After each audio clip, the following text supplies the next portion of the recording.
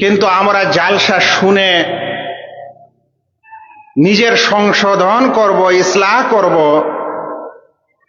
সত্যিকারে কেতাব এবং সুন্নতকে বুঝবো, মানব, এবং এই দাওয়াত যেটা এখানে আলেম ওলামারা আপনাদেরকে দিচ্ছেন ও শোনাচ্ছেন, সেটা কেতাব এবং সুন্নত অনুযায়ী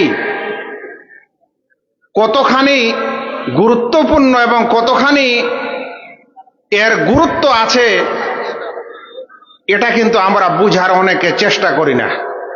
চেষ্টা করি যে কে কাকে ডাউন করতে পারল, এটাতে কোনো রেজাল্ট আসবে না, এটাতে কারো লাভ হবে না, না আপনার হবে, না আমার হবে, না যারা শুনছেন তাদের হবে। আমাদের উচিত কিতাব এবং সুন্নতের যেখানে আলোচনা হবে, যেখানে আলেম ও ওলামা আপনাদের মাঝে উপস্থিত হবেন, সেখানে আপনারা মনোযোগ সহকারে আলোচনা শুনবেন, বুঝার চেষ্টা করবেন এবং নিজের মধ্যে ভুল ত্রুটি থাকলে সেগুলোকে শুধরে নেবেন, আবার সুন্দর জীবন যাপন করবেন। কারণ দুনিয়া থেকে যাওয়ার পর আমাদের একটাই আশা, যেন আমরা জান্নাত পাই। এই আশাটা কিন্তু তিন দলেরই, কিন্তু আশা করলেই হয় না যতক্ষণে রাস্তাটা সহি না হয়। আপনি আশা করবেন শিলিগুড়ি যাওয়ার আর পত্তা ধরবেন বিহারে যাওয়ার, তাহলে তো আপনার আশা পূরণ হবে না। এজন্য আমি আমার আওয়াজ যে সকল ভাইদের কাছে যাচ্ছে তাদের কাছে এই অনুরোধই করব যে আপনারা খোলা মনে এখানে আসেন, আলোচনায় বসেন এবং শুনেন ও উপকৃত হওয়ার চেষ্টা করেন। সম্মানিত ভাই সকল, আজকে আমাকে একটি এমন বিষয় দেওয়া হয়েছে যে বিষয়টা মানুষ শুনতে চায় না, নো ভ্যালু, কোনো ভ্যালু দেয় না এই বিষয়টার, আর ওই বিষয়টাই আমাকে আজকে দেওয়া হয়েছে। বিষয়টা হচ্ছে ফিকরে আখেরাত, আখেরাতের সম্পর্কে চিন্তা ভাবনা। মানুষ দুনিয়া নিয়ে পড়ে আছে, আখেরাতকে নিয়ে তো কেউ চিন্তা করে না। মানুষ এই যুগেরই এই জিন্দেগিটাই আসল জিন্দেগি মনে করছে, আগামীতে ভবিষ্যতে কোনো জিন্দেগি পাবো সেটা বিশ্বাস অনেকে রাখেই না। এই জন্য অনেকে বলে দুনিয়াটা মস্ত বড়, খেয়ে দে ফুর্তি করো। কি বলে? দুনিয়াটা মস্ত বড়, খেয়ে দে ফুর্তি করো। তার মানে মানুষ দুনিয়াতে ফুর্তি করতে চায়, আখেরাতে কি হবে এটা কে জানে, কে দেখেছে, কে শুনেছে? এগুলা কি বিশ্বাস করার মতো জিনিস কি জিনিস নয়, এটা এখনো অনেক মানুষের অন্তরে সন্দেহ। সেজন্য বলে দুনিয়াটা মস্ত বড়, খেয়ে দে ফুর্তি করো। আরো কি বলে জানেন?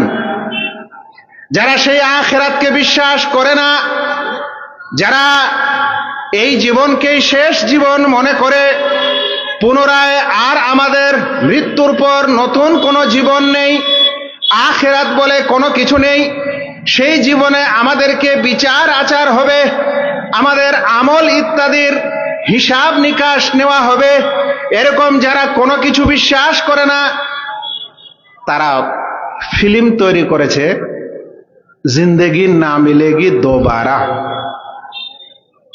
কি বানিয়েছে? জিন্দেগি না মিলেগি দোবারা। তার মানে কি হলো? যে জীবন দ্বিতীয়বার পাওয়া যাবে না। তার মানে সম্পূর্ণ একটা কুফরি মতবাদ, একটা কুফরি কথা, ওর উপর দিয়ে তারা একটা ফিল্ম তৈরি করে, আর ওই ফিল্ম আমাদের মুসলিম ঘরের বাচ্চা টিকিট কেটে ওই কুফরি ফিল্ম দেখে। তাহলে ওরা বানালো আর আমরা দেখলাম, মানে খুব বিরাট কি পার্থক্য আছে?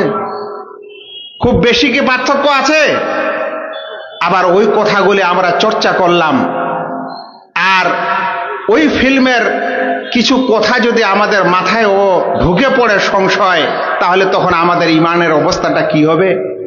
সেজন্য বলছিলাম ভাইয়েরা, এমন এক সময়ে আমরা আছি যে সময় মানুষ দুনিয়ার খুশি এবং দুনিয়ার লাভ, দুনিয়ার উপকার, দুনিয়ার চাকচিক্য, দুনিয়াতে যা কিছু মানুষের শান্তি দেয়, এছাড়া আখিরাতের কোনো কিছু কেউ চিন্তা করতে চায় না। কিন্তু আল্লাহ তাআলা কি বলছেন শুনেন। আল্লাহ বলছেন ওয়ামা হাদিহিল হায়াতুদ দুনিয়া ইল্লা লাইবুন ওয়া লাহাব। এই দুনিয়াবি জীবন হচ্ছে খেল তামাশার জীবন, এই দুনিয়ার জীবন হচ্ছে রং তামাশার জীবন। ওয়া ইন্নাদ দারাল আখিরাতা লাহিয়াল হায়াওয়ান। আর শেষ জীবনেই হচ্ছে আসল জীবন, শেষ জীবনেই হচ্ছে প্রকৃত জীবন। লাউ কানু ইয়ালামুন। যদি মানুষেরা জানতো তাহলে অবশ্যই বুঝতে পারতো যে প্রকৃত জীবন তো আসলে আখিরাতের জীবন, এই জীবন আসল জীবন নয়। কিন্তু দুনিয়ার মানুষ এটাকে আখেরি জীবন মনে করে, এটাই সবকিছু বড় মনে করে। এর চাইতে বড় কথা হলো আমাদের মুসলিম ভাইদেরও অনেক রকম এরকম যুবক আছে, অনেক ভাইয়েরা এরকম আছে যারা কিন্তু মুখ দিয়ে এটা নাও বলতে পারে যে আমি আখিরাতকে বিশ্বাস করি না, কিন্তু মনে একটু সন্দেহ আছে যে কে জানে একজন মানুষ মারা যাওয়ার পর পুনরায় আবার ওর জীবন পাবে, আল্লাহ তাআলা তাকে আবার জীবিত করবেন, কবরে জীবন করে তাকে হিসাব নিকাশ নেবে, আখিরাতে আবার জীবন দান করবেন, সেখানেও নাকি হিসেব নিকেশ নেওয়া হবে, তারপরে জান্নাত জাহান্নাম দেওয়া হবে। এই জিনিসগুলি তো একটা নিছক কাহিনী মনে হয়, কে জানে এটা সত্যিই না সত্যি ঘটবে। আপনার মনে এবং আপনার সন্তানের মনে যদি এই সন্দেহগুলো থাকে তাহলে আপনি একজন মুনাফিক। আল্লাহু আকবার। মুনাফিক ওই মুনাফিক যে মুনাফিক হচ্ছে ইসলাম থেকে বের হয়ে যাওয়া মুনাফিক। ভাইরা, আসল মুনাফিক হচ্ছে যে উপরে উপরে বলে যে আমি মুসলিম, কিন্তু ভিতরে ভিতরে কুফর, ভিতরে কুফরি আর উপরে ইসলাম। এটাকে বলা হয় আসল মুনাফিক। যদি আমাদের সন্তানদের মাঝে, আমাদের অন্তরে আখিরাতকে নিয়ে সন্দেহ থাকে, সংশয় থাকে, তাহলে আমরা মুনাফিক, নাউজুবিল্লাহ। সেই আখিরাতের জীবনকে নিয়ে আজ আমাকে আলোচনা করতে দিয়েছেন। আখিরাতের সেই জীবন দ্বিতীয়বারে আল্লাহ জীবিত করবেন আমাদের বিশ্বাস হয় না, আমাদের সংশয় হয়। আমি আপনাদেরকে একটি ছোট্ট প্রশ্ন করি যে মানুষ যারা এই যন্ত্রপাতি, এই যে ক্যামেরা আর এই যে মোবাইল ইত্যাদি তৈরি করেছে, দুনিয়াতে আবিষ্কার করেছে, প্রথমে যখন এটা আবিষ্কার করেছিল তখন বেশি কষ্ট হয়েছে না আবার যখন তৈরি করছে তখন বেশি কষ্ট? বলেন তো। হ্যাঁ ভাই বলেন, কোনটা বেশি কষ্ট? তো যদি প্রথমেরটা কষ্ট হয়, পরেরটা সহজ হয়, এটা মানুষের জন্য, তো আল্লাহ রাব্বুল আলামিন যিনি আমাদেরকে সৃষ্টি করেছেন, যেই আল্লাহ রাব্বুল আলামিন আমাদেরকে মায়ের পেট থেকে দুনিয়াতে নিয়ে এসেছেন, যেই আল্লাহ রাব্বুল আলামিন আমাদের রুজি রোজগার ইত্যাদির ব্যবস্থা করে আমাদের জীবনের এত বড়, এত বয়স্ক করার পর বৃদ্ধ করে মৃত্যু দিয়েছেন, বলেন তো সেই আল্লাহ রাব্বুল আলামিন দ্বিতীয়বারে আমাদের জীবিত করতে কি তাকে কষ্ট হবে? দুনিয়ার যন্ত্রপাতিতে যদি এটা কষ্ট না হয় মানুষের জন্য, তো আল্লাহ তাআলার দ্বিতীয়বারে জীবিত করতে কষ্ট হবে? কখনোই এই সন্দেহ পোষণ করবেন না। সম্মানিত ভাইয়েরা, পর্দার আড়ালে মা ও বোনেরা, আল্লাহ রাব্বুল আলামিনের একটি আয়াত, সূরা বাকারার 259 নম্বর আয়াত আমি আপনাদের কাছে পেশ করছি। একজন ব্যক্তি যে এরকম আখিরাতকে নিয়ে সন্দেহ পোষণ করছিল, তার মনে প্রশ্ন এসেছিল, কে জানে আখিরাত হবে কিনা, কে জানে আল্লাহ রাব্বুল আলামিন দ্বিতীয়বারে আমাদেরকে জীবিত করতে পারবেন কিনা। এরকম এক সন্দেহ আসার কারণে আল্লাহ রাব্বুল আলামিন একটি ব্যক্তির ঘটনা এখানে বর্ণনা করেছেন। সেই ঘটনা আপনাদেরকে শোনাই। এটা কোনো কেসা ও কাল্পনিক ঘটনা না, এটা মহান রাব্বুল আলামিন তার সম্মানিত কিতাব কোরআনের সূরা বাকারার 259 নম্বর আয়াতে বর্ণনা করেছেন। শুনেন কি হয়েছিল ঘটনা। আল্লাহ তাআলা বলছেন, আও কাল্লাযী মাররা আলা ক্বারিয়াতিন ওয়া হিয়া খাবিয়াতুন আলা উরুশিহা, ওই ব্যক্তির উদাহরণ যে একটা গ্রাম দিয়ে যাচ্ছিল, যে একটা জনপদ দিয়ে যাচ্ছিল, গ্রাম দিয়ে যাওয়ার সময় দেখে গ্রামের গাছপালা সব উপড়ে পড়ে আছে, বাড়িঘর সব উল্টে পড়ে আছে। যেই জনপদে মানুষ বসবাস করত, যেই গ্রামে মানুষ বসবাস করত, সেই গ্রামটা বিরান হয়ে গেছে, বাড়িঘর সব উল্টে পড়ে আছে, ভেঙে চুরে তছনছ হয়ে গেছে এবং গাছপালা ইত্যাদি সব নষ্ট হয়ে গেছে। এরকম এক রাস্তা দিয়ে এক ব্যক্তি যাচ্ছিল, যাওয়ার সময় তার অন্তরে এটা আসলো যে এই গ্রাম এক সময় আবাদ ছিল, কিন্তু এখন বিরান হয়ে গেছে, শূন্য হয়ে গেছে। তো আল্লাহ কি দ্বিতীয়বারে এটাকে আবার জীবিত করতে পারবে? আল্লাহ কি এই জনবসতিকে আবার পুনরায় এরকম সুন্দর করে আবার নতুন করে জীবিত করতে পারবে? সেই ব্যক্তির সন্দেহ হয়েছিল যাওয়ার সময়। তখন সে ব্যক্তি বলল, ক্বালা আন্না ইউহয়ি হাযিহিল্লাহু বা'দা মাউতিহা, আল্লাহ রাব্বুল আলামিন এই জনবসতির মৃত্যুর পরে, বিরান হয়ে যাওয়ার পরে, শূন্য হয়ে যাওয়ার পরে কিভাবে এটা পুনরায় জীবিত করতে পারে, কিভাবে আবার এটাকে নতুন করে জীবন দান করতে পারে? এই কথা কে বলছেন? এ কথা স্বয়ং আল্লাহ রাব্বুল আলামিন এই ঘটনার মাধ্যমে আমাদেরকে বলছেন যে ওই মানুষ এরকম বলেছিল, ওই ব্যক্তি এরকম সন্দেহ পোষণ করেছিল আর বলেছিল, আন্না ইউহয়ি হাযিহিল্লাহু বা'দা মাউতিহা, এর মৃত্যুর পর, এটা বিরান হয়ে যাওয়ার পর পুনরায় আল্লাহ কিভাবে জীবিত করতে পারে, এই সংশয় তার অন্তরে আসলো। তখন আল্লাহ রাব্বুল আলামিন সেই মানুষকে শিক্ষা দেওয়ার জন্য ফাআমাতাহুল্লাহু মিয়াতা আমিন সুম্মা বাআসা, আল্লাহ রাব্বুল আলামিন সেই মানুষকে 100 বছরের মৃত্যু দিয়ে দিলেন। যে ব্যক্তি এই রাস্তা দিয়ে যাওয়ার সময় এই সন্দেহ পোষণ করলো, আল্লাহ তাআলা তাকে মৃত্যু দিলেন ওখানেই। এই মৃত্যুটা দিয়েছিলেন 100 বছরের। 100 বছরের মৃত্যুর পর, মানে মৃত্যু দেওয়ার 100 বছর অতিক্রম হওয়ার পর সুম্মা বাআসা, আল্লাহ রাব্বুল আলামিন তাকে পুনরায় জীবিত করলেন। করার পর আল্লাহ তাআলা বলছেন, ক্বালা কাম লাবিস্তা, ও আমার বান্দা বলো তো তুমি কতদিন ধরে এখানে ছিলে? তুমি যখন সন্দেহ করেছিলে এই রাস্তা দিয়ে যাওয়ার সময়, তারপরে আমি তোমাকে মৃত্যু দিয়েছিলাম, এখন বলো তো তুমি মৃত্যুর কতদিন পর উঠলে? সে ব্যক্তি বলছে, ক্বালা লাবিস্তু ইয়াওমান আও বা'দা ইয়াওম, আল্লাহ আমার তো মনে হচ্ছে যে একদিন না হলে এক বেলা মনে হয় এখানে ছিলাম।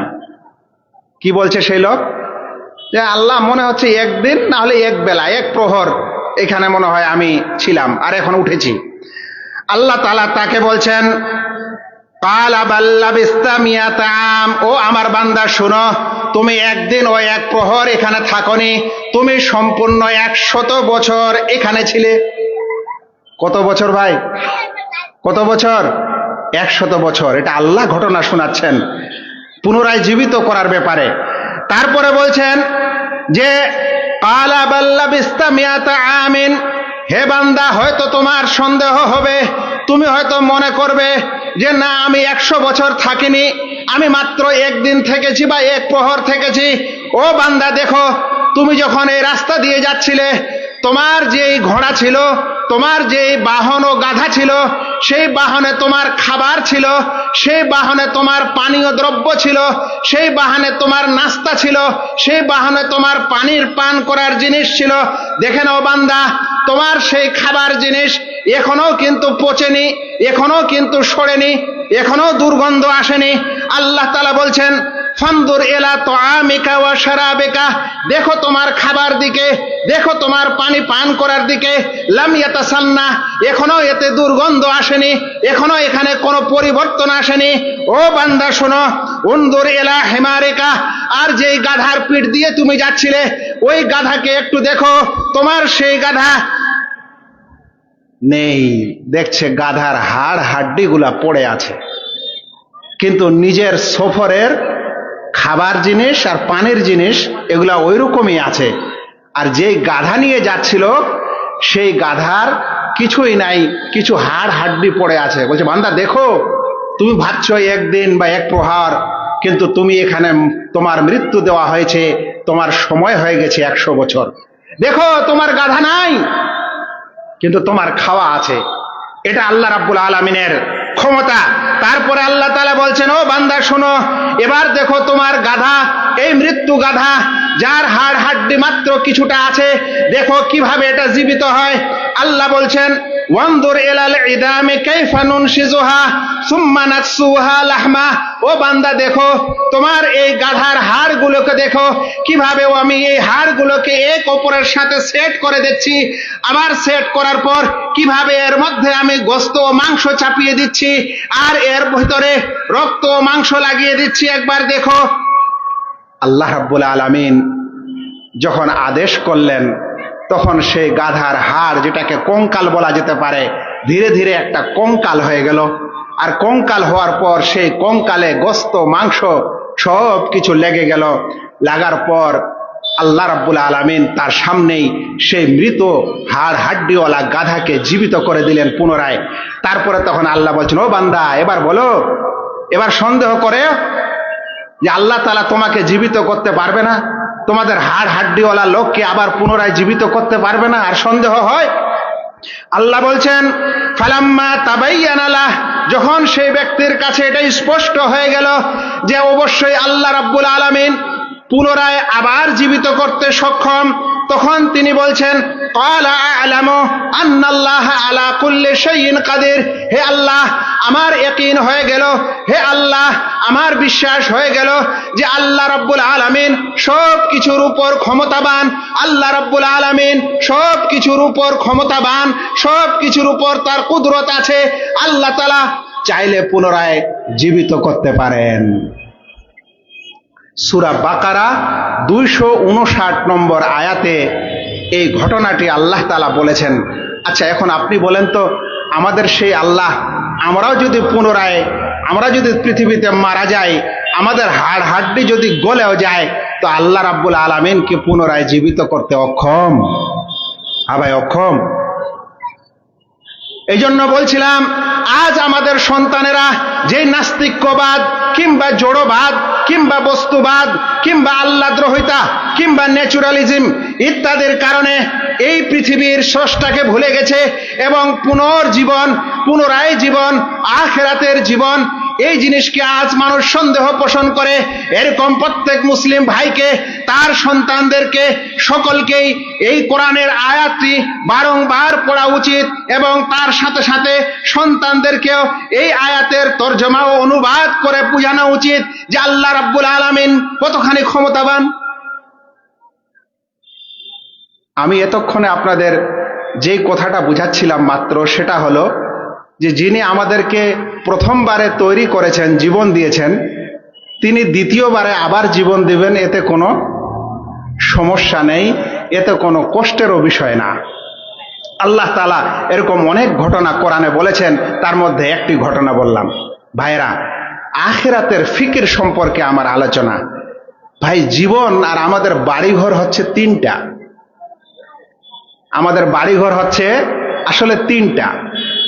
একটা হচ্ছে এটা যেটাতে আপনারা আছেন, আজকে প্যান্ডেলে আছি আমরা, একটু করে প্লাস্টিকের চেয়ারে, কেউ উপরে কেউ নিচে। এটা এখনকার জীবন আমাদের। এটা কখন শেষ হবে তাও জানি না। আর দ্বিতীয় জীবনটার নাম হচ্ছে বারজাখি জীবন। কি জীবন? বারজাখি জীবন। বারজাখি জীবন মানে হচ্ছে যেদিন আমরা মারা যাব, সেই মৃত্যু থেকে নিয়ে যতদিন পর্যন্ত কবরে থাকব, সেটা হচ্ছে বারজাখি জীবন। এটা হবে আমাদের দ্বিতীয় বাড়ি। এটা হবে আমাদের দ্বিতীয় বাড়ি। এরপরে আমাদের একটা তৃতীয় বাড়ি হবে। সেই তৃতীয় বাড়িটার নাম হচ্ছে দারুল কারার, স্থায়ী বসবাসের জায়গা। ওই স্থায়ী বসবাসটা হয় জান্নাতে যারা সৌভাগ্যবান হবে, কিংবা জাহান্নামে যারা হতভাগা হবে। এই 3টি জীবন দুনিয়াতে। এই পৃথিবীটা 1 নম্বর, এই দুনিয়ার জীবনটা প্রথম জীবন, দ্বিতীয় জীবনটা হচ্ছে বারজাখি জীবন, আর তৃতীয় জীবনটি হচ্ছে জান্নাত কিংবা জাহান্নামে চিরস্থায়ী থাকার জীবন। ভাইয়েরা, এই তিনটি জীবনের সম্পর্কে যদি আজ আলোচনা আমরা করতে যাই তাহলে একটি জালসা শেষ হবে না, একটা জালসাও শেষ হবে না, মানে জালসা দিয়ে হবে না। এটা কতগুলা যে আলোচনার দরকার আছে আল্লাহ তাআলা ভালোই জানেন। আমাকে যতটুকু সময় দেওয়া হয়েছে ততটুকুতে যতখানি পারি আপনাদের ওই জীবনে একটু নিয়ে যাই। আমাদের এই দুনিয়ার জীবনটা তো জানেন, দুনিয়ার জীবনটা খালি SIR এর জীবন। কিসের জীবন? SIR জীবন। বলছেন যে NRC হবে, ওটার জন্য খুব কুদালাফা চিন্তা ভাবনা, মিটিং মহফিল মিছিল ইত্যাদি করার পর যদি ওটা গেল তো বলছে CAA হবে, যদি ফের CAA হবে ওটা গেল তখন বলছে SIR হবে, SIR যদি গেল তো বলে ডি ভোটার হবে। এটাই হলো দুনিয়ার জীবন। যাবেন কোথায়? সমস্যা কোথাও পাছা ছাড়বে না।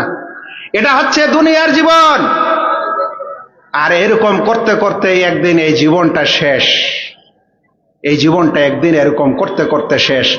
এখন যেদিন শেষ হবে ওই দিন অবস্থাটা কি হবে একটু শুনেন। আল্লাহ তাআলা কোরআনে বলছেন, যেদিন আমাদের এই জীবনটা বের হবে, রূহ আত্মাটা বের হবে, ওই সময়টার অবস্থা কি হবে শুনেন।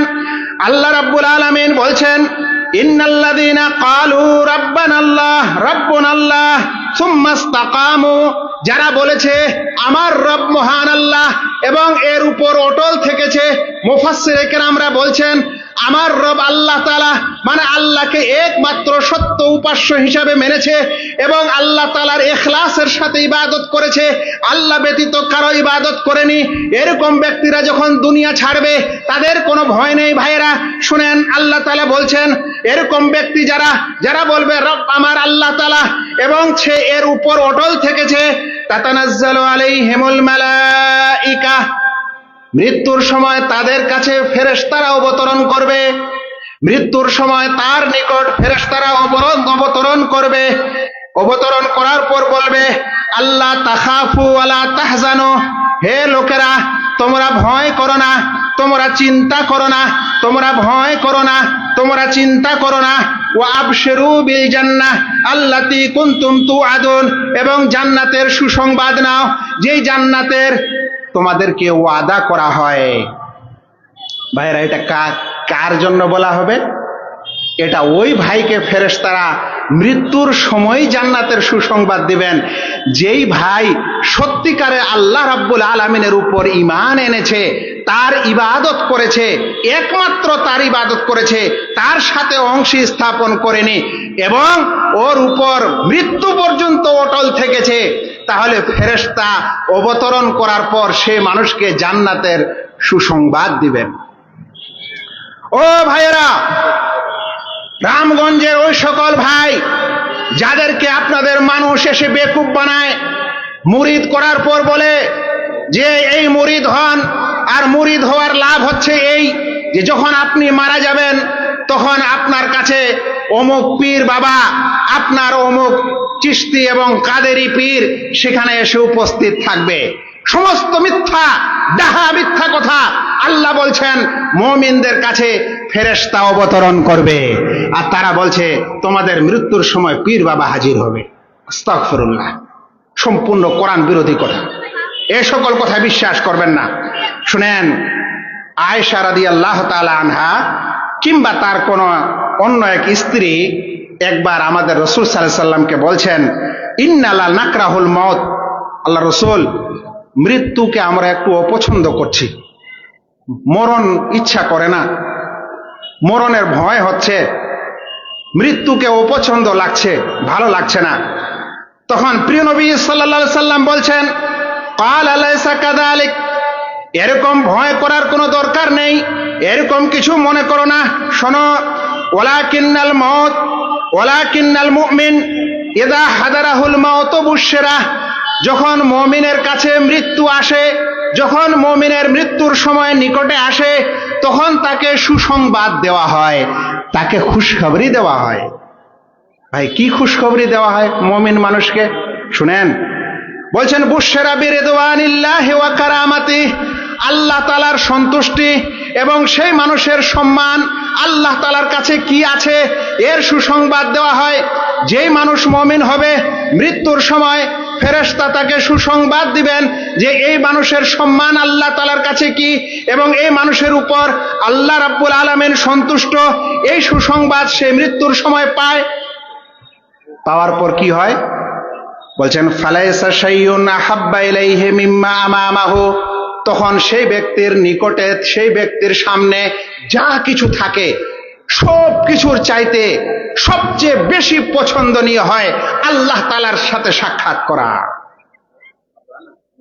তাহলে কথাটা কি বুঝছেন যে যদি মুমিন হন তাহলে মৃত্যুর সময় জান্নাতের সুসংবাদ পেয়ে যাওয়া হবে, আর ওই সময় সেই জান্নাত এবং আল্লাহ তাআলার সাক্ষাতের চাইতে আর পৃথিবীর কোনো জিনিস পছন্দনীয় হবে না।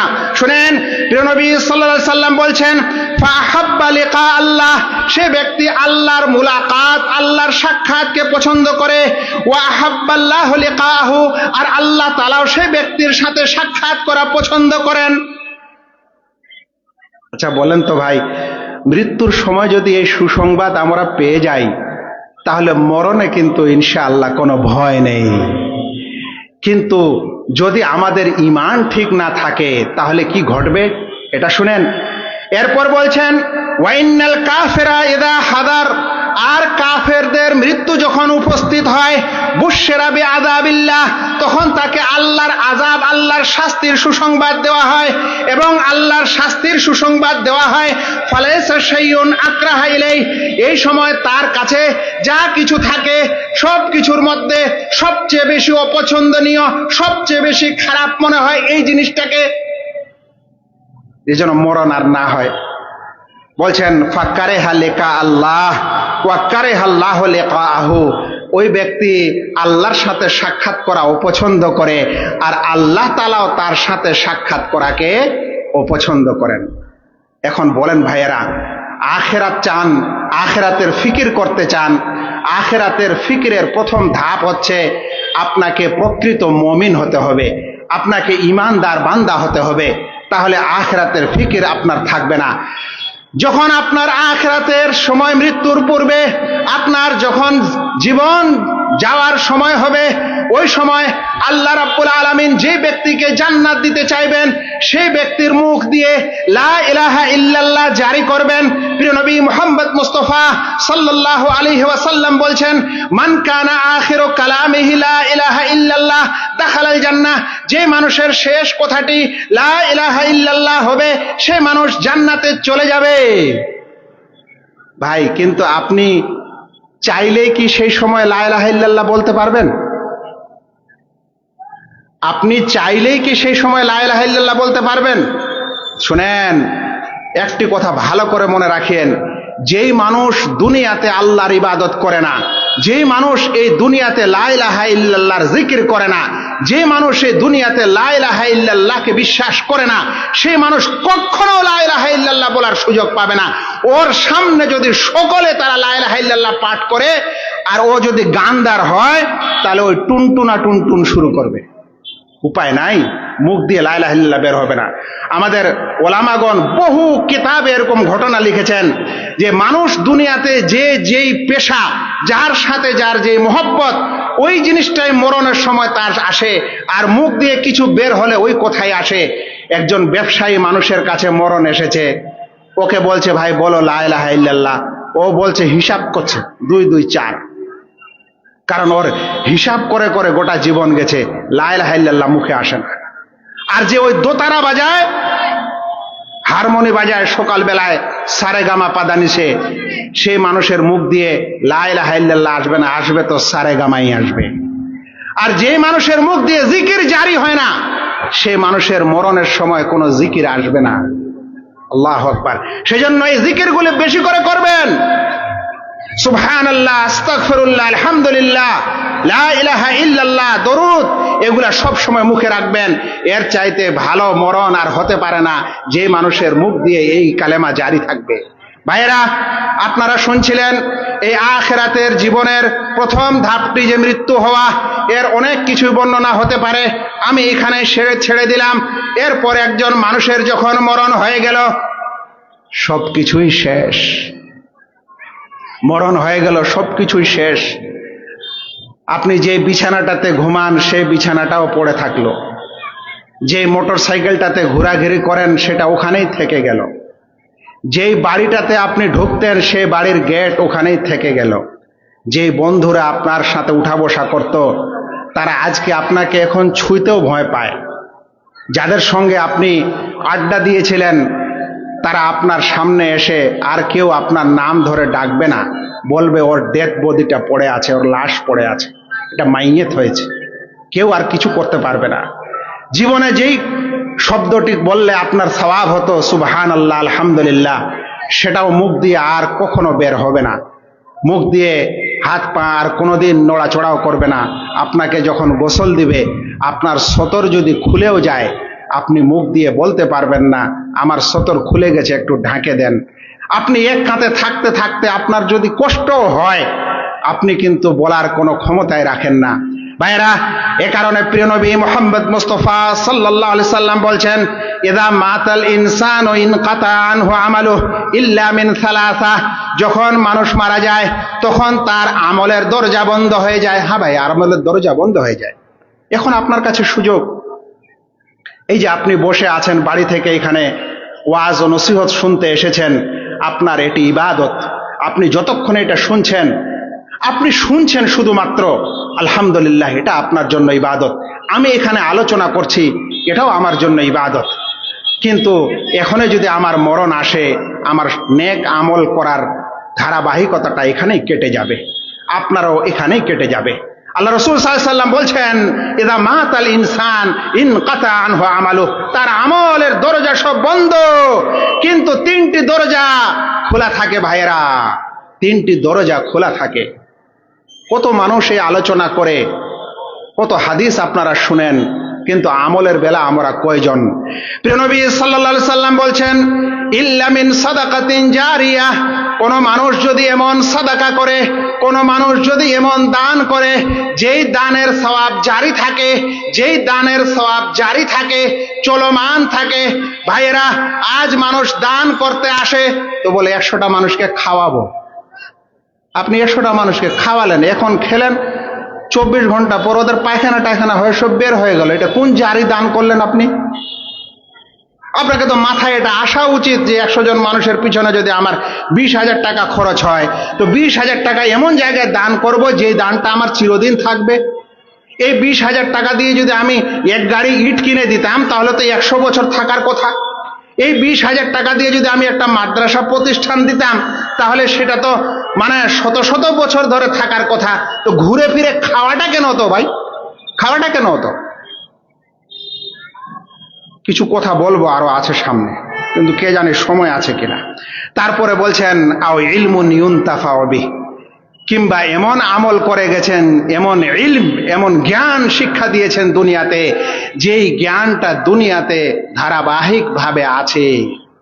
ভাইয়েরা, বিশেষ করে আলেম ওলামা এবং তলাবা ভাইদেরকে বলছি, আজ আমরা যারা আলেম ওলামা হই তারা কি না একটু যারা ফারেগ ওলাম, মাদ্রাসা থেকে ফারেগ হয়ে এসেছে, এরকম আলেম ওলামারা কায়দা বগদাদি পড়াতে চায় না। এরকম আলেম ওলামারা গ্রামের মানুষকে 2টা সূরা শিখাতে চায় না, বলছে আমরা বড় কিতাব পড়াবো, বড় হাদিস পড়াবো। এরকম আলেম ওলামারা 2-4টা জিকির আজকার এবং দোয়া শিখিয়ে দিতে চায় না। এরা ভাবছে আমরা বুখারী পড়াবো। ভাই, একজন মানুষ যদি কোরআন পড়ার নিয়তে কায়দা বগদাদি বা নুরানি কায়দা পড়ে তো ও কোরআন পড়ার মতোই নেকি পাবে, কারণ সে কোরআন পড়ার জন্য, কোরআন পড়ার উদ্দেশ্যে এই কায়দা বাগদাদি পড়ছে, এই নুরানি কায়দা পড়ছে। ওর উদ্দেশ্যটা কোরআন পড়া। যদি কোরআন পড়ার জন্য এটা পড়ে তাহলে ওটা তো ওরকমই সওয়াব হবে। ভাইরা, একটি কথা মনে রাখেন তো, যদি আপনি কোনো একটা মানুষকে সূরা ফাতিহা শিখিয়ে দেন আর ওই মানুষটা সূরা ফাতিহা দিয়ে নামাজ পড়তে থাকে, তাহলে দিনে রাতে যত রাকাত নামাজ পড়ে ততবার সূরা ফাতিহা পড়ে, এবং গোটা জীবন যতদিন থাকবে যদি নামাজি মানুষ হয় ততদিন পড়বে। বলেন তো, ওই ভাই তার নামাজে সূরা ফাতিহা পড়তেই আছে, আর ওর নেকির ব্যালেন্স থেকে কিছু কাটা যাচ্ছে না, কিন্তু আপনার কাছে চলে আসছে। এরকম যদি আপনি 10 জন মানুষকে শিক্ষা দিতে পারেন তাহলে আপনার এই ইলমটা কতখানি নাফাবাক্স, কতখানি লাভদায়ক। ভাইরা, আজ আপনাদের এখানে কোন মাদ্রাসা হয়েছে, প্রতিষ্ঠান হয়েছে, যেখানে কোরআনের শিক্ষা হচ্ছে, যেখানে হাদিসের শিক্ষা হচ্ছে, যেখানে সূরা ফাতিহার শিক্ষা হচ্ছে, যেখানে আরো অন্য কিছু হচ্ছে, আমরা আপনারা গুরুত্ব দেই না, মনে করছি এটা মৌলানার কাজ, এটা ওই 5,000 টাকার মৌলবীর কাজ, এটা আমাদের কি? আর এই যে তালেব ইলমরা এসেছে সব গরিব ঘরের, আছে 30-40টা আমাদের গ্রামে, জাগির খায়, ঘোরাঘুরি করে। আল্লাহু আকবার। আপনি নিজে আপনার জ্ঞানকে তুচ্ছ করেছেন, ছোট করেছেন, এবং আপনার এই তুচ্ছের কারণে এই ইলমের বরকত উঠে গেছে। আপনাকে গুরুত্ব দিতে হবে। আপনার এটা মক্তবে যদি কায়দা বগদাদিও পড়া হয়, তারপরও ওটা গুরুত্ব দিবেন। আর যদি বড় হয় তাহলে আপনাকে বেশি গুরুত্ব দিতে হবে। আপনি ডেলি আপনার বাড়ির মোড়ের সকালবেলা উঠে 2-4জন বন্ধু মিলে খুব কম করে হলেও যদি নাস্তা করেন গো, তাহলে 5 টাকার একটা চা, এটা তাও 3rd ক্লাস চা এই যুগের, নাহলে 10 টাকা লাগবে, নাহলে 12 টাকা বা 15 টাকা লাগবে। আর একটা 5 টাকার বিস্কিট, মানে 10 টাকা যায়। 5টা বন্ধু মিলে আপনি 50 টাকা ডেলি প্রায় শেষ করেন। আর আজকালে অটো আর টোটো চালাগুলার তো আরো বেশি পয়সা করি, কিন্তু এরা আবার পয়সা কোথায় যায় জানেন? সবগুলা লটারি আর জুয়া। এদিকে ইনকাম করে বাড়ি ফিরছে, আর রাস্তায় লটারি কিনে বাড়ি ঢুকছে। আপনার ওই লটারি বাড়িতে চলে গেল, পাপের কাজ, হালাল ইনকাম করলেন, পাপে ঢুকিয়ে দিলেন। আর এখানে আপনি পাপে ঢুকাননি, কিন্তু খেয়ে শেষ করলেন। কিন্তু আপনি কোনোদিন এটা চিন্তা করেছেন কি যে যদি আমি এই 50 টাকা মাসে মাসে এই মাদ্রাসায় দিতাম? না, ডেলি না, ডেলির কথা বলছি না, আমি মাসে বলছি। কয়টা রামগঞ্জের এরকম ভাই আছেন যারা প্রত্যেক মাসে কম করে হলে 100 টাকা করে এই মাদ্রাসায় দিবেন? কে শুনে এই কাহিনী? কিন্তু উচিত আপনারা জালসার এই দান যেটা দিবেন, কিন্তু আপনারা এই মাদ্রাসাকে রক্ষা করবেন। এটা শেষ অন্ধকার হয়ে যাবে, ইসলামের আলো নিভে যাবে যেদিন এই মাদ্রাসাগুলি শেষ হয়ে যাবে। আমাকে বলেন, এই মাদ্রাসা প্রতিষ্ঠানের আলেম ওলামারা ছাড়া আপনাকে কে ইলমের শিক্ষা দিচ্ছে? বলেন তো, আপনার জানাজার নামাজটাও কে পড়াচ্ছে? বলেন তো, আপনার এই সভায় আজ কে আলোচনা করবে? কার কথা আপনি শুনবেন? যেগুলা যেখান থেকে তৈরি হয় তার মর্যাদা দেখতে হবে ভাই, তার মর্যাদা বুঝতে হবে। এর চেয়ে হতভাগার কিছু না যে আমাদের সমাজে সকল কিছু থাকার পর এগুলো আমরা অবহেলা করি, আমরা কোনো গুরুত্ব দিই না, অন্য কিছুকে গুরুত্ব দিই। শুনেন ভাইয়েরা, তারপরে প্রিয় নবী সাল্লাল্লাহু আলাইহি সাল্লাম বলছেন, আও ওয়ালাদিন সালিহিন ইয়াদউলাহ, কিংবা যদি সে পৃথিবীতে নেক সন্তান বানিয়ে গেছে, তাহলে সেই নেক সন্তান যদি তার জন্য দোয়া করে, তাহলে সেই দোয়ার লাভ সেই মানুষ পাবে যে কবরে চলে গেছে, দুনিয়াতে নেক সন্তান ছেড়ে গেছে। আপনি যদি দুনিয়াতে এমন সন্তান ছেড়ে যান যে সকালটা করে 8টার সময়, সকাল করে 8টার সময় ব্রাশ করতে করতে, আর রাতে যখন ঘুমায় তখন হেডফোনটা কানে দিয়ে নর্তকীর নাচ ও গান শুনতে শুনতে, আপনার এই ছেলে কখন দোয়া করবে আপনার জন্য? শুনেন একটি কথা কান খুলে, যেই গার্জিয়ানের ছেলে পেলে বেনামাজি, সেই গার্জিয়ানের ছেলে কোনোদিন আপনার জন্য দোয়া করতে পারেন না। কারণ সে নামাজেই পড়ে না, সে মসজিদেই যায় না। তার অন্তরে যদি দোয়ার কথা কিভাবে আসবে, ওর অন্তরে বাপ মায়ের জন্য দোয়া করার কথা কিভাবে আসবে? সে দোয়ার অন্তরে আসলে করতেও জানে না, করতেও পারবে না। বানান সব বেনামাজি। তাহলে আপনার ওয়ালাদে সালেহ কাজে দিবে। আর একটা করে বাইক কিনে দিবেন, আর একটা করে স্মার্টফোন। টাকা হয়েছে সেজন্য সবারই একটা করে বাইক আর একটা স্মার্টফোন, আর একটু বেশি টাকা হলে একটা মিশন। এছাড়া আর কোনো আমাদের উদ্দেশ্য নাই সন্তানদেরকে নিয়ে, আর কোনো উদ্দেশ্য নাই। যদি এরকমই হয় তাহলে এই সন্তান আপনার জন্য কোনোদিন দোয়াও করবে না, কোনোদিন আপনার জন্য দান খয়রাতও করতে পারবে না। আর এই জন্য কি শুরু হয়েছে জানেন? এই যে সবগুলা জাহেল হয়ে থাকছে, আমার বাপ মারা গেছে, একটু দোয়া করাতে হবে। এটা কিসের জন্য শুরু হয়েছে? এটা এই জন্যই যে সন্তানগুলা সব নিরক্ষর, সব জাহেল, সব মূর্খ, সে জানেও না বাপ মায়ের জন্য কিভাবে দোয়া করতে হয়। এখন মৌলানাকে ডাকে নিয়ে আসে, দোয়া করান। কি করান? প্রথমে একটা আগে মিলাদ দেন, আর যদি বলেন যে মিলাদ জায়েজ নয়, তাহলে বলবে এরে মিলাদ জায়েজ নয়, এরা নবীর দুশ্মন। আপনি নবীর দুশ্মন। যে নবী মিলাদ দিয়ে দোয়া করেনি, সেই নবীর মিলাদ দিয়ে দোয়া আপনি করাচ্ছেন, আপনি দুশ্মন। আমি কেন দুশ্মন হব? তারপরে এই ফের 10 দিন হবে না হবে আর একটা খানদান শুরু হয়ে গেল, ফের 40 দিন হবে না হবে একটা আরো হাঁড়ি পাতিল শুরু করে দিচ্ছে। মানে খালি খাওয়াটাই, এছাড়া আর অন্য কিছু মাথায় আসে না, আর মাথায় আসেই না কিছু। আল্লাহু আকবার।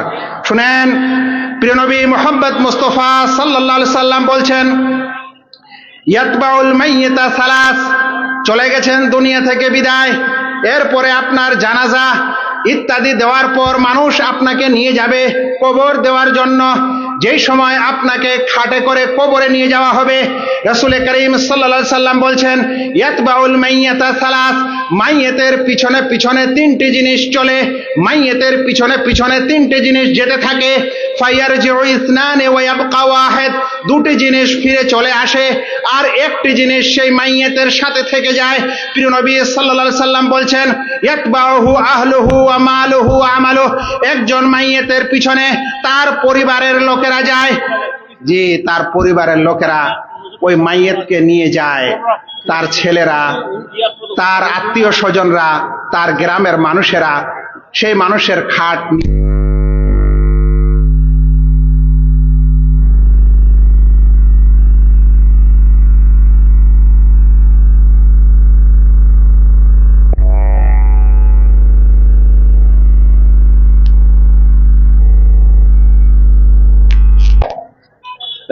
বিসমিল্লাহ। যে নবী করিম সাল্লাল্লাহু আলাইহি সাল্লাম বলছেন, মাইয়েতের পিছনে পিছনে 3টি জিনিস চায়, তার মধ্যে একটা হলো তার পরিবারের লোকেরা যায়। ভাইরে যায়, এই দুনিয়াতে এখন মানুষ যা হবে দেখবেন, জানাজা হলে একটু মানুষ বেশি এই যুগে বর্তমানে, আর সবাই এসছে একটু জানাজা দিয়ে লোকটাকে বিদায় করার জন্য যায়। এই অবস্থাটা কি আবার সেটাও একটু বলবো ইনশাআল্লাহ। এরপরে বলছেন, ওয়া মালুহু, মাইয়েতের পিছনে পিছনে তার মাল সম্পদ যায়। কিন্তু কথা হলো, মাল সম্পদ কিভাবে যায়? মাল সম্পদ তো নিজ জায়গায় আছে, ব্যাংক ব্যালেন্স ব্যাংকে আছে, বাড়ি গাড়ি নিজের জায়গায় আছে, এটা আবার কিভাবে যায়? তো ওলামারা বলছেন, ধরে নাও ওর নৌকর চাকর যারা, ওর গোলাম যারা ওর বিশেষ কাজকর্ম করে দিত, খাদেম, এরাও মাইয়েতের সাথে যায়, তার মালিককে শেষ কাজটা করে দেওয়ার জন্য তারাও পিছনে পিছনে যায়। আর মাল দৌলত যায় মানে এখনো সেটা বাঁটা হয়নি, এখনো দুনিয়াতেই আছে, এখনো কেউ দুনিয়াতে আপনার মাল সম্পদ বেটে নেয়নি। তারপরে বলছেন, মাইয়েতের পিছনে পিছনে তার পরিবার যায়, তার মাল সম্পদ যায়, এবং যায় তার আমল, আপনার সৎ আমল যেটা দুনিয়াতে করেছেন। দুনিয়া হলো আখিরাতের, দুনিয়া হলো ফসল আখিরাতের জন্য, এখানে যা করবেন সেই ফসলটা সেখানে পাবেন। এখন মারা গেছেন, পিছনে পিছনে 3টি জিনিস, এই 2টি কিন্তু ফিরে চলে আসবে, আপনার পরিবারের মানুষ ওখানে কেউ থাকবে না। আর যে আত্মীয় স্বজনরা মাটি দিতে এসেছে, তারা শুধুমাত্র মাটিটা দিতে পারলেই সেখান থেকে টান দিবে, আপনার জন্য কেউ থাকবে না।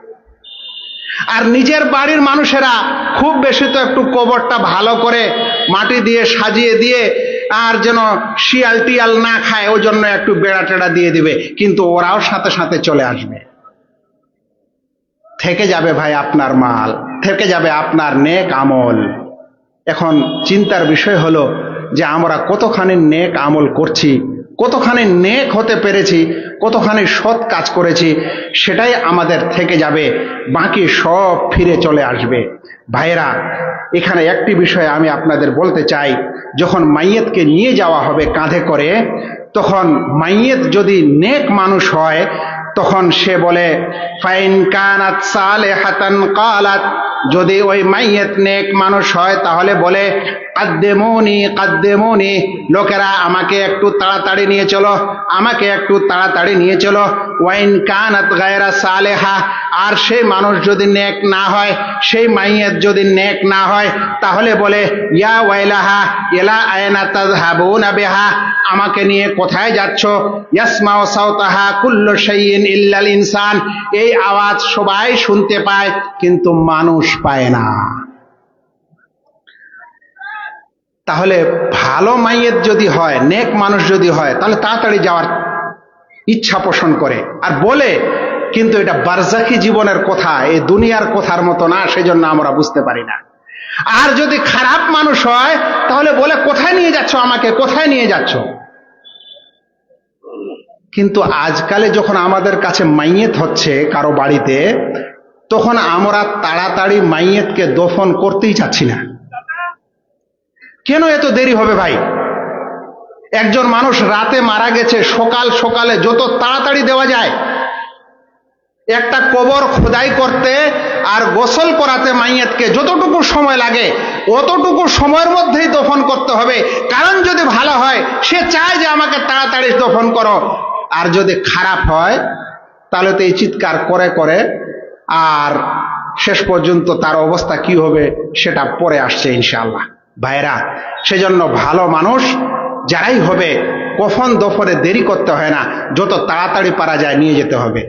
এই কফন দফনের আগে আমাদের দেশে একটা আবার মেলা শুরু হয়, আর এই মেলা সবারই কাছে, মানে এরকম নয় যে খালি বেরেলি সমাজে আছে বা দেওবন্দি সমাজে আছে আর আহলে হাদিস সমাজে নাই, এরকম না, সবার মাঝে এই মেলা চলে। সেটা হচ্ছে মাইয়েতের মুখ দেখার মেলা। বলছে মারা গেছে, একটু মুখটা দেখে আস। এই সময় সবচেয়ে বড় সমস্যা যে আত্মীয় স্বজন দূর দূরান্ত থেকে মহিলারাও আসছে মাইয়েতের মুখ দেখতে। ভাই, দুনিয়াতে যেই মানুষের, যেই মহিলা, যেই পুরুষের মুখ দেখতে পারে না, সেই মহিলারা মৃত্যুর পরেও সেই মাইয়েতের মুখ দেখতে পারে না। আর দুনিয়াতে যেই পুরুষেরা যেই নারীর মুখ দেখতে পারে না, মৃত্যুর পরেও সেই নারীর মুখ দেখতে পারে না। হারাম। বলবেন কে কার দেখতে পারে না?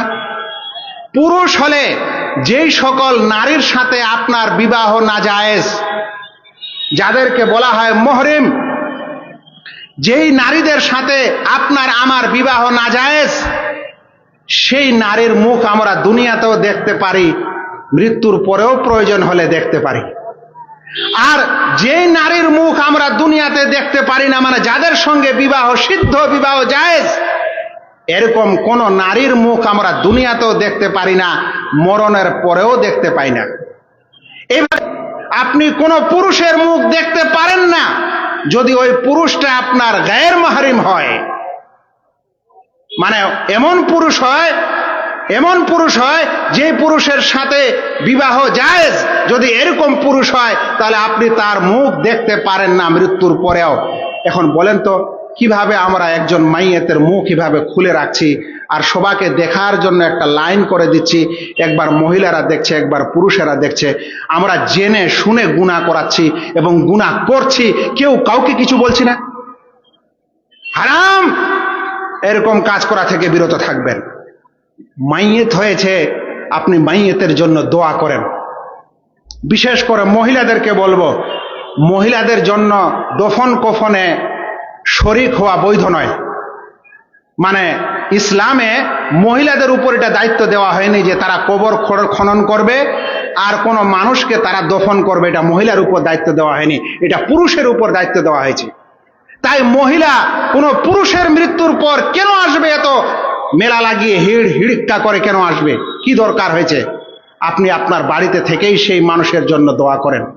হ্যাঁ, আপনার যদি নিকটাত্মীয় হয়, তাহলে আপনার যদি প্রয়োজন হয় যে একজন মহিলা মারা গেছে, আপনাকে গোসল দিতে হবে, মহিলা মারা গেছে, আপনার কিছু হেল্পের দরকার আছে, তাহলে আপনি আসেন, সাহায্য করেন, ঠিক আছে। কিন্তু শুধুমাত্র মুখ দেখার জন্য গাড়ির গাড়ি আর কি বলে যে অটোর অটো আর টোটো টোটো গোটা গ্রাম ভর্তি হয়ে যাচ্ছে, এগুলা কখনো ইসলামে জায়েজ নয়।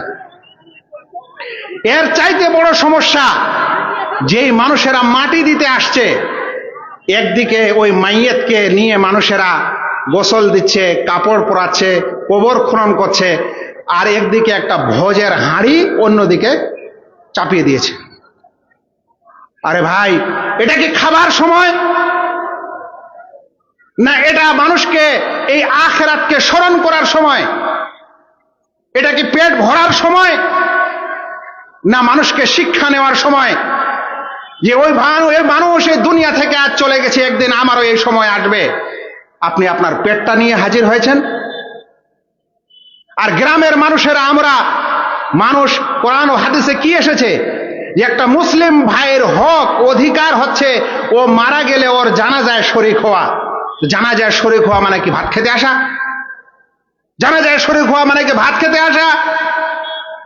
আপনি আপনার এই সওয়াবের আশায় এই মুসলিম ভাইয়ের হক আদায় করার জন্য আপনি ওইখানে আসবেন, আসার পর জানাজায় শরীক হবেন, জানাজার নামাজ পড়বেন। আরো সওয়াব চান, আপনি মাটি দিবেন। আরো সওয়াব চান, মাটি দেওয়া শেষ হওয়ার পর সেই ভাইয়ের জন্য ইস্তেগফার করে আপনি আপনার বাড়ি যাবেন। আপনাকে খাওয়ার জন্য হতে কেন চিন্তা? এদিকে সমস্ত গ্রামের মানুষ কেউ আবার টাকা তুলে, আর কিছু কিছু জায়গায় আবার পুকুর থেকে মাছ তুলে আবার গরু জবাই করে। এই সকল খাওয়া দাওয়ার আড্ডা কখনো জায়েজ নয়। আশ্চর্যের বিষয় হলো, আজ মানুষ মারা যাচ্ছে, তাকে দফন করতে এসেছে, কিন্তু ভাই মনে কোনো অনুশোচনা নাই। ওখানে এসে সব গল্পের হাঁড়িটা শুরু করছে, এক অপরের সঙ্গে হাসি রহস্য করছে, এক অপরের সঙ্গে ঠাট্টা করছে। আর এইদিকে একটা মানুষকে সে জানাজার নামাজ পড়ার জন্য, দফন করার জন্য এসেছে। অন্তরে মৃত্যুর ভয় নাই, অন্তরে আখিরাতের বিশ্বাস নাই, অন্তরে সেই মানুষের জন্য দোয়া নেই। এ সকল মানুষের জানাজার নামাজে এসে কি লাভ? সালাফে সালেহিনরা যদি কোনোদিন জানাজার নামাজে যেতেন তো সেই রাতে তারা খেতে পারতেন না। ওরা যদি দিনে জানাজায় যেতেন তো সেই রাতে তারা খেতে পারতেন না। কারণ সব সময় মনে এটা চিন্তা আসতো যে আমারও একদিন এই অবস্থা হবে, আমি কি এই দুনিয়া থেকে যাওয়ার জন্য কি প্রস্তুতি নিয়েছি। আর আমরা এই জানাজায় নামাজ পড়তে এসেছি না খেতে এসেছি আমি কিচ্ছু বুঝতে পারি না।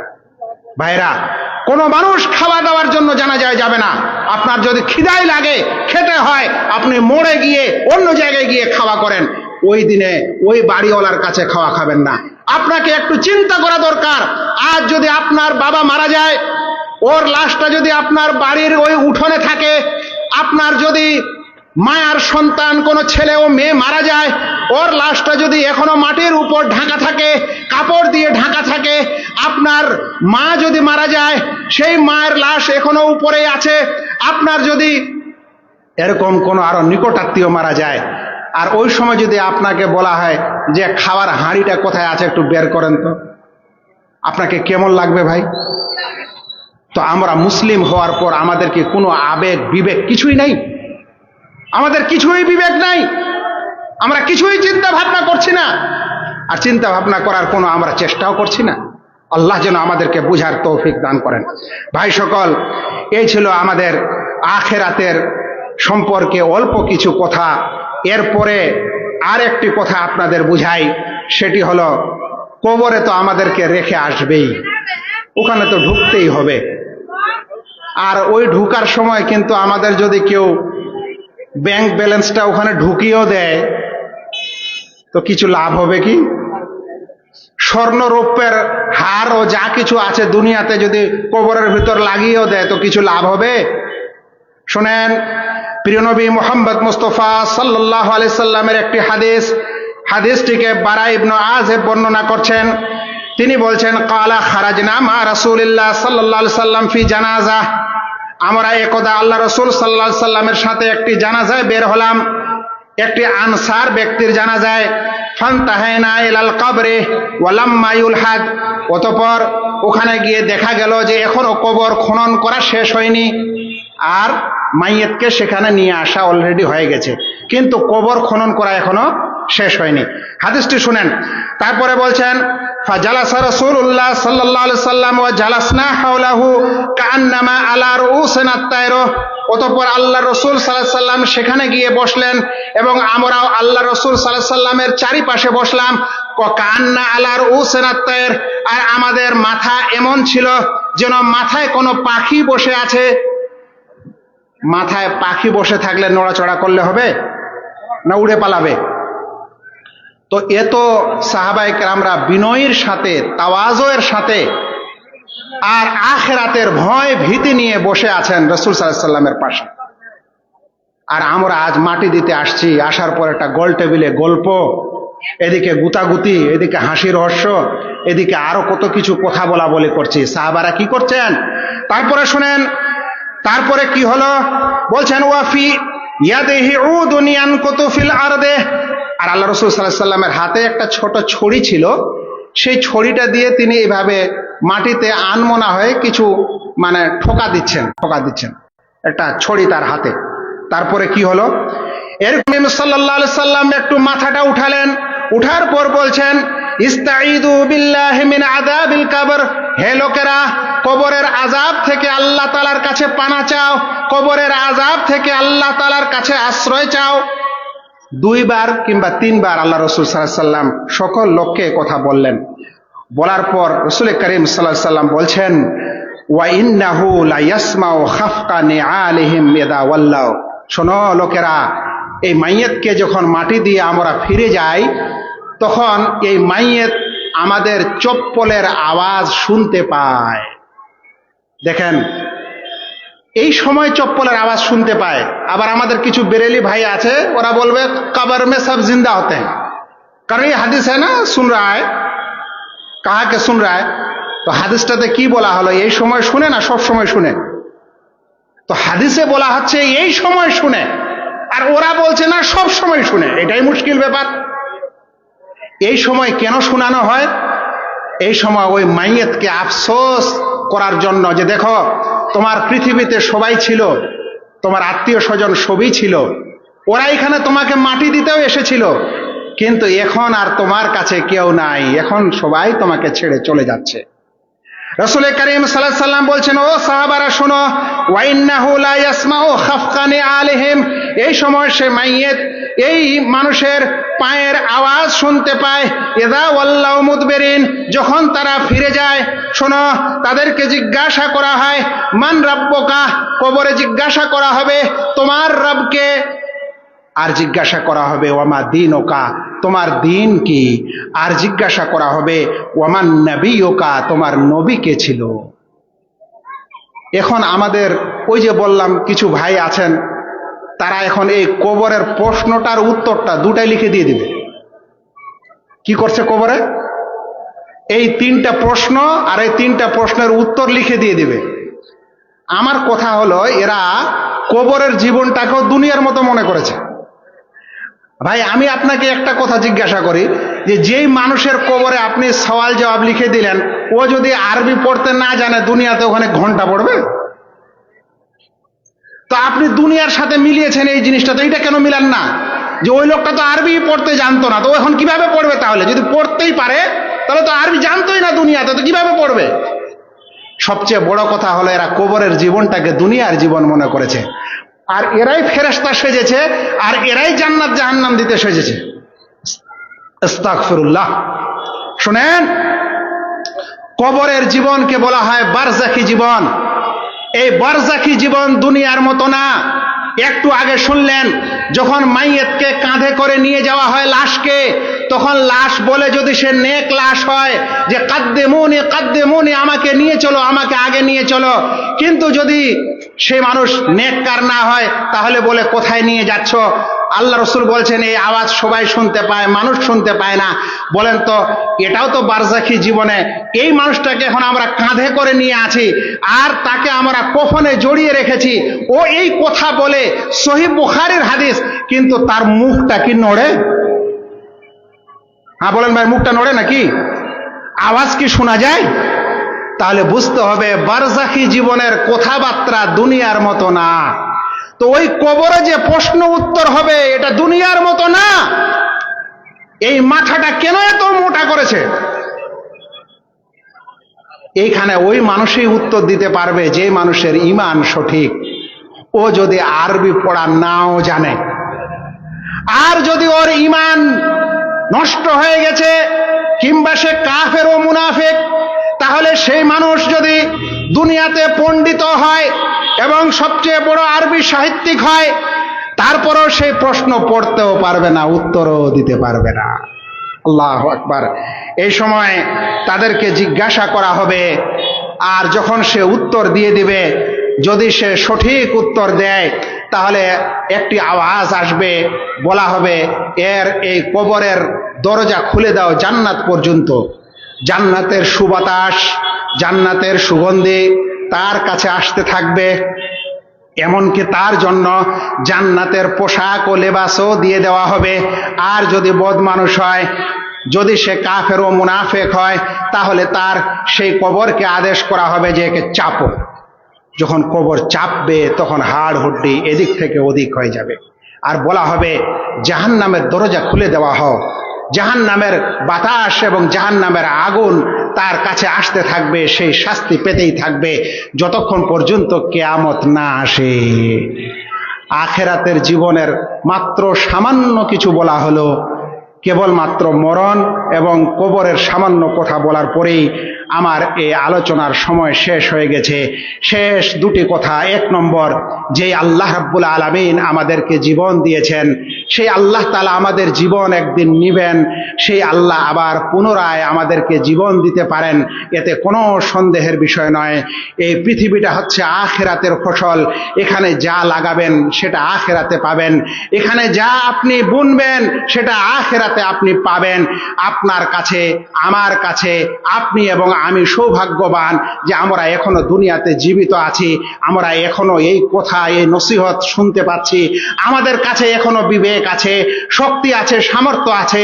সেই আখিরাতে পার হওয়ার জন্য নেক আমল করার ভাইয়েরা সবচেয়ে প্রথমে নেক আমল শুরু করবেন 5 ওয়াক্তের ফরজ সালাত দিয়ে। এছাড়া কোনো মানুষ নেক হতে পারে না। পরপর বাকি আমলগুলি করবেন। আল্লাহ তাআলার কাছে দোয়া করি আল্লাহ যেন প্রত্যেক ভাইকে সত্যিকারে আখিরাতের উপর বিশ্বাস স্থাপন করার তৌফিক দান করেন, আখিরাতে পার হওয়ার তৌফিক দান করেন। কবরের আযাব থেকে আল্লাহ যেন আমাদেরকে মাফ করেন।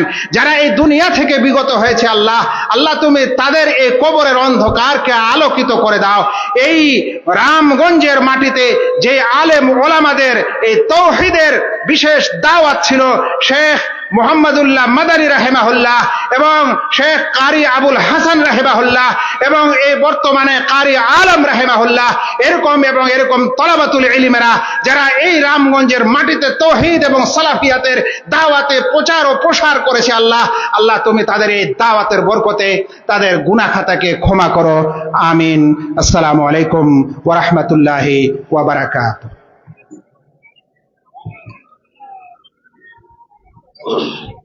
शुक्रान जज़ाकल्लाह। ये थे फजीलत शेख साहब मदनी।